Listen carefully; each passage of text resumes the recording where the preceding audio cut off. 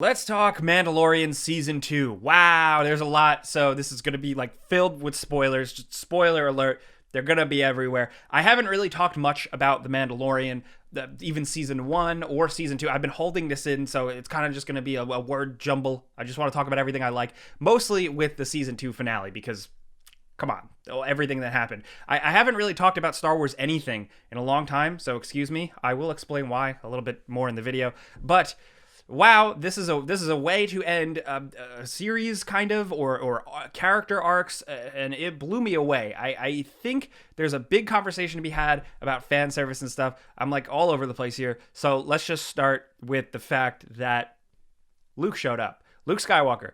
So here's where my head was at. Sure, a lot of you guys probably were too, with the whole Seeing Stone, sending out a powerful energy that a Jedi out there in the galaxy will sense and will probably come. That's what Ahsoka said. And most people were like, it's got to be Luke. Like, technically, with the state of the world and the timeline and the events of things, it's got to be Luke. It would make sense to be Luke. I was very much thinking that they weren't going to go for it, because I was like, they're either going to dig up some other character reference from either shows or the new canon books or what have you, or just invent another Jedi, because they do that too. I was a little more cynical about it. I was like, I don't think they're going to actually bring back Luke. And then they did, through the power of course, deepfake CGI technology, which so far it seems like some people really love it and some people really hate it. My take only is that it's really hard to recast Luke Skywalker. It's really hard to not have Mark Hamill in that role. Yeah, the Sebastian Stan thing is cool. Like, yeah, he looks like him. Oh my God. But it just, for me, it still wouldn't totally work. And if it's just for a brief appearance, this worked perfectly fine for me. Yeah, it was a little janky. Yeah, his voice didn't even sound quite right. But I think the effect it had was perfect, and the way they did it was great, because it was that after Return of the Jedi Luke. It was that Luke, the one you really kind of wanted to see. Like, you wanted to see him be really badass. And here he was very badass. I think almost like jarringly badass compared to his moves in Return of the Jedi. But seeing him do his thing in like a hallway scene, almost kind of echoing the Darth Vader hallway scene from Rogue One, was awesome. Fighting with his hood up, being a mysterious Jedi, kicking a lot of ass. Also, interestingly enough, fighting the Dark Troopers, fighting droids, not fighting humans, which I thought was a subtle but very tactical and intentional move, because we haven't seen like Luke ever slaughter a room full of stormtroopers with a lightsaber, and it would be kind of jarring for that to happen. So I think the way they kind of structured this actually really makes sense if you want to think that deep into it like I do, because I just sit around and think about this. But the whole thing with like, as it was happening and you see Din Djarin and you see Grogu, I still can't get used to that. Seeing them both kind of looking at each other, and like, you almost know that they know that this is coming. You get the idea that Din Djarin knows exactly who that is. He knows exactly what's about to go down, despite all the other characters not. And then when Luke shows up, when he actually shows up, I think they treated that with a really cool reverence for a couple of reasons. First, the shot of him very slowly putting away his lightsaber and lifting his hood was very much almost like the sequel to the Force Awakens appearance of Luke Skywalker at the end of that movie, which is one of my favorite movie moments of all time. It's something I'll remember forever, seeing it for the first time. What happened? What did Luke do after that in the next movie? That aside, that buildup of seeing Luke Skywalker for the first time in a very long time and seeing him turn around, there he is. He doesn't look okay. What's going on? That whole thing, that appearance of him, the slow turnaround, everything. They basically did that again here, and the reveal was Luke as we knew him. And that's pretty cool. One thing I really liked about him is that this was essentially something that we haven't seen too much, except for the beginning of Return of the Jedi, is Luke working, so to speak.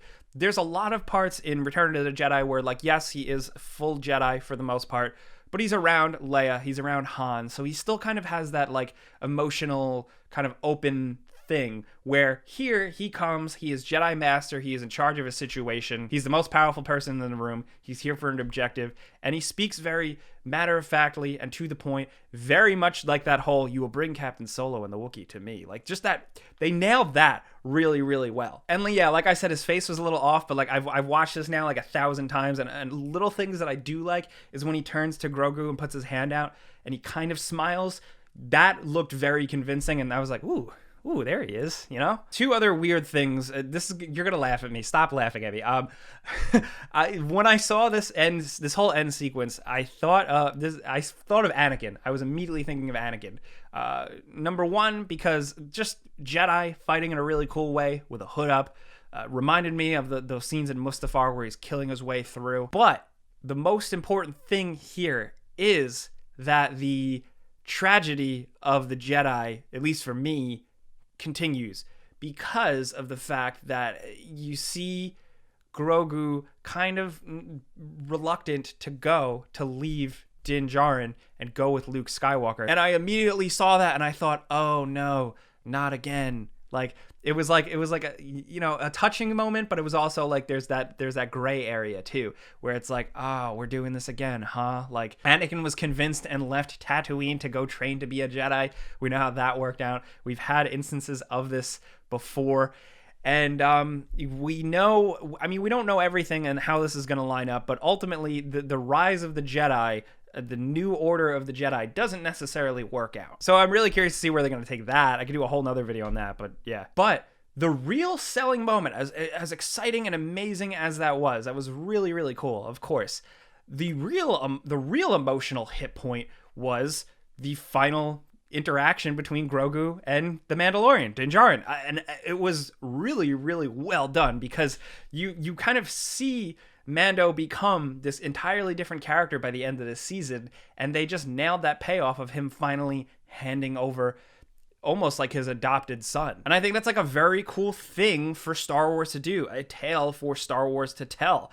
I think that's important, and it was cool to show that type of character grow into something else, and like this whole like father-son thing, whatever they had going on, just really, really hit, because it was a tearjerker when he handed him over and when he revealed his face and Grogu put his hand on his face. That shit really hit, dude, and that was because it was 2 seasons worth of building that up. Yes, I am on the line very much of, especially with season 1, I think there was a couple filler episodes that were like just cool Star Wars things, but nothing really like, Even still, all of that, the entire journey built to that moment, that handoff. And it's a significant handoff because it is, I can't believe I'm even saying this, a Mandalorian, like technically a Mandalorian, handing a baby Yoda to Luke Skywalker after Return of the Jedi. I can't believe I'm saying any of that out loud, while also fighting over the Darksaber with Bo-Katan. This is what I'm getting at here, is that this is very much like giving Star Wars fans everything they want, but some people will argue otherwise, but I don't think it's done in a way where it's stumbling over itself for awkward fan service. It doesn't feel like that. Luke Skywalker showed up because he made sense. Luke Skywalker also showed up because, honestly, if you went into the show thinking it was just going to be a bounty hunter doing bounty things, it literally changed in the first episode when a baby Yoda showed up. I'm sorry, but no matter what, a baby Yoda is going to be significant to a Star Wars plot, and a Skywalker is going to show up somewhere, or at least some sort of Jedi. And it all happened. But it's rewarding for old fans. I think it's definitely rewarding for new fans. I've seen a lot of new fans come into this. If you really love the Clone Wars or Rebels, you get a little of that. If you only like the old movies, you get a little of that. If you are into the newer movies, there's some intriguing things interwoven in there and how things could essentially pay off. I mean, the show even like went as far as to have Bill Burr, comedian Bill Burr, talking on camera about an event that happened in the single-player campaign of Battlefront 2. Like, are you kidding me? This show and the whole conversation around it has reinforced one thing for me. Something that I've learned. It took a long time for me to learn, but people come to Star Wars for different things. And that's okay. And I learned that in the heat of the sequel trilogies and people arguing, and then I kind of retired from it. I stopped kind of making Star Wars content, doing social media Star Wars, just because I was like, Star Wars is for me. I love it. It's like my hobby. I don't need to argue with people online. I don't need to fight for it. I don't need to justify it for myself. I'm going to just enjoy it privately. So I don't often do this, but I thought it was a good reason to do so because, like I said, People come to Star Wars for different things. I think there will be people that argue like, oh, once again, a Skywalker is roped in. Like, why can't the Star Wars franchise separate from that? It is. There are things out there that are going their own ways, not involving this Skywalker stuff. But this is, like I said, significant. And personally, that's what I come to Star Wars for. Some people come to Star Wars just for the spaceships and the cool fights. Some people come for the seedy underbelly, criminal underworld of Star Wars. I like that stuff very much. But the main thing I come to Star Wars for is the characters, the sense of adventure, the hero's journey, the good versus bad. Bottom line, that's the number one thing I'm here for. And I am happy to have that fulfilled here, but in, I think, a very new and interesting way. Oh my God. And then there's the after credits scene. Like, so this is crazy. So when they first showed Jabba's palace, I was like, oh, I know what they're doing here. They're going to show us a flashback. They're going to finally they're going to show us how Boba Fett survived. But then they go into the palace and Bib Fortuna is sitting on the throne, and I shit my pants. That was amazing. He's all thick and gross, and he's probably not doing a very good job. But then, of course, Boba Fett and his new sidekick bust in. Boba Fett literally mid-sentence blows a hole through Bib Fortuna and essentially takes the throne. That is some Boba Fett shit, and I think it's really good Boba Fett payoff, because it's like they gave him the cool moment where he like blew up a ship and shot everybody, and like, yeah, that was cool, but then he was kind of relegated to like the driver for a lot of what was going on. So this was a really good ending, because it served as a reminder, like, by the way, Boba Fett is a scoundrel at the end of the day. Boba Fett is just this badass guy, pretty much out for himself. And I'm glad the show didn't like lose sight of that, like, because I feel like you can stumble over yourself trying to make Boba Fett too cool, except for the fact that he's like clean now. I can't, there's got to be like a meme like clean Boba Fett can't hurt you, because the like repainted Boba Fett, like, it just does something to me. I'm like, what? It's so weird. It just takes a while to get used to. I think the way they did this and how they set up the book of Boba Fett and now a whole new Boba Fett show, I'm really looking forward to that, especially if it jumps around, if it shows him becoming new crime lord, new Jabba, so to speak, while also flashing back and showing what the hell he's been doing for all this time. I'd love to see both of those things, because both directions are so exciting. This could also be where they bring back Coruscant. We haven't seen Coruscant enough in like new things, live action things, like, Jesus. So they could definitely, this is a good excuse to get some of that Coruscant action. Leave it to Johnny Favs, of all people. Fucking Johnny. Like, it's just great. Like, a Jewish guy from Queens ended up totally reinventing Star Wars. He is a maniac. What they have arranged, what they have set up here is wild. And I'm just so happy and so excited for it. And I've said this before, but I unabashedly love Star Wars. I love pretty much everything about it. And I don't really give a damn what anyone thinks. That is me.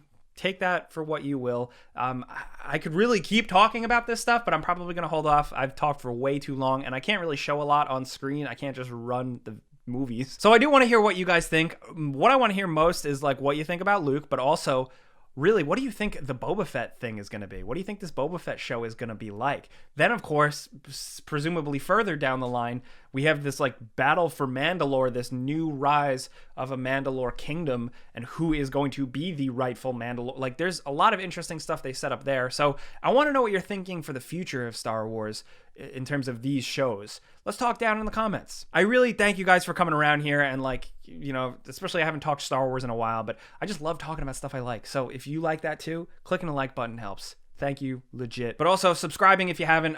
Maybe subscribe, hit the notification bell, because I only put out a video like once a week. I'm not going to spam you or anything, but again, thank you for watching. Thanks for being here. I'm Jake Baldino. Subscribe because video games.